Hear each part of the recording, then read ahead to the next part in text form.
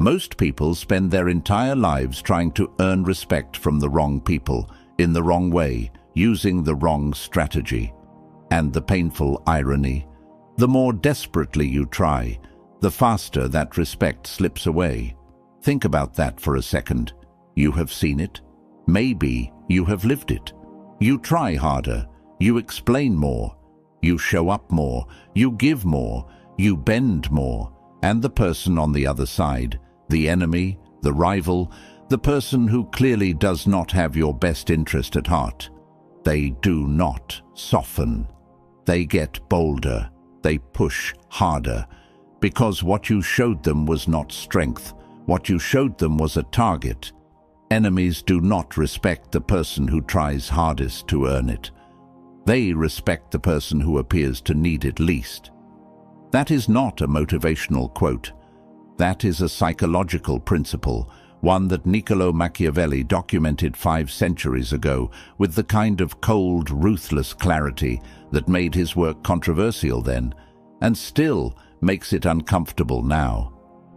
Because Machiavelli did not write about how the world should work. He wrote about how it actually does work.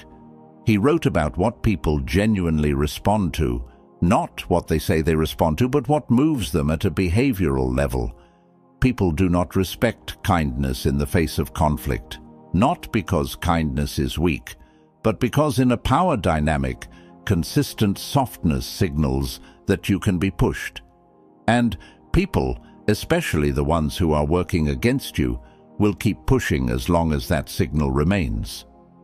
But here is the other side of that equation, and this is equally important.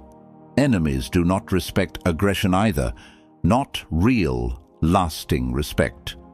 When you react with anger to every provocation, when you fight back loudly and visibly, what you are actually doing is handing them control. You are proving that they can move you. That with the right words, the right action, the right pressure point, they can shift your emotional state completely. That is not dominance. That is dependency. So what do people actually respect? They respect psychological advantage. They respect the person who seems to be operating on a level they cannot fully access.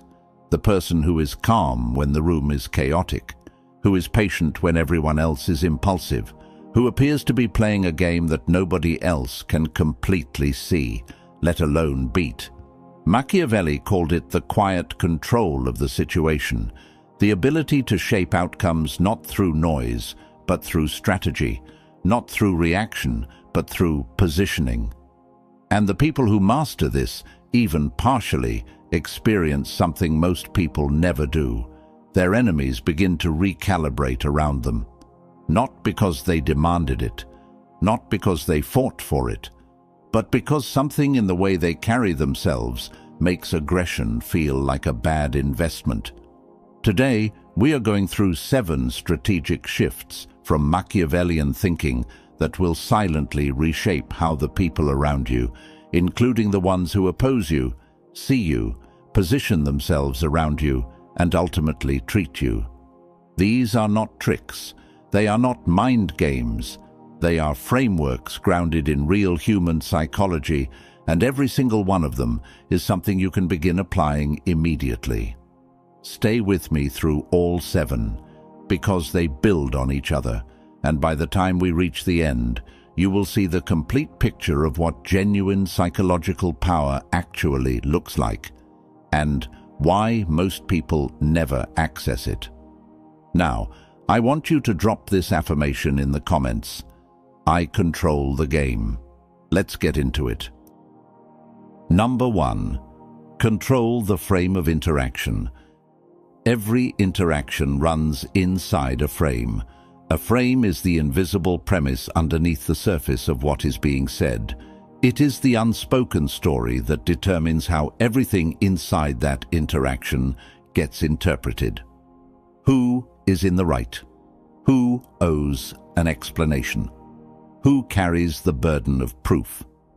The frame is set before the first word is spoken, and whoever sets it controls the entire dynamic that follows. Most people walk into conflicts without realizing this.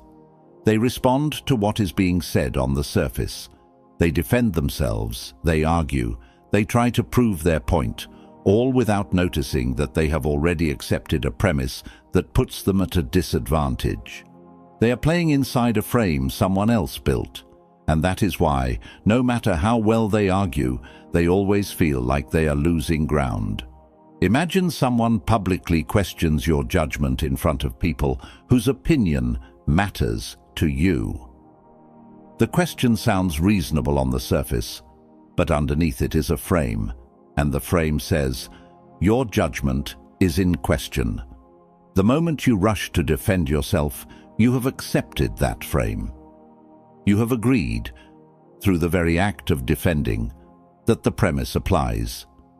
Now you are not just answering a question. You are operating inside a reality they constructed, and they have all the structural advantage. This is one of the most consistent patterns in how people lose power in social and interpersonal conflicts. It is rarely about who argues better. It is almost always about who is operating inside whose reality. Machiavelli understood this with total clarity. He wrote that a strategically aware leader never allows another person to define the terms of engagement. Because the terms of engagement are not neutral, they favor whoever set them. The moment you react inside someone else's narrative, you have already given up something significant before you have said a single word in response. Stop reacting inside their frame. Start building and maintaining your own. This does not mean ignoring what is being said. It means responding from a completely different premise, one that you control. Instead of defending the thing they questioned, you speak from a position that assumes the questioning does not carry the weight they intended. You redirect, you reframe, you speak from a reality where their narrative does not have the authority they believe it does. The most powerful communicators in history have always done this instinctively. When someone tried to put them inside a frame they did not choose, they did not argue within it. They rejected the premise and replaced it with a stronger one. They made the original frame look small by simply refusing to operate inside it. In your own life, this looks like refusing to over-explain your decisions to people who are not genuinely asking for understanding. It looks like not shrinking when someone implies you need to justify yourself. It looks like redirecting a baited conversation toward a higher level rather than engaging the bait. It looks like responding calmly and confidently from a position of settled authority rather than from a position of defense. Before responding to any provocation, pause and ask yourself, am I about to step inside a frame someone else built for me? If yes, find a way to respond from your own reality instead. When people sense that their frames cannot trap you, that you always seem to be operating from a more settled, more grounded position, they begin to recalibrate. The psychological handles they were counting on are not there, and that absence alone changes how they approach you. Drop this affirmation in the comments. My frame, my rule.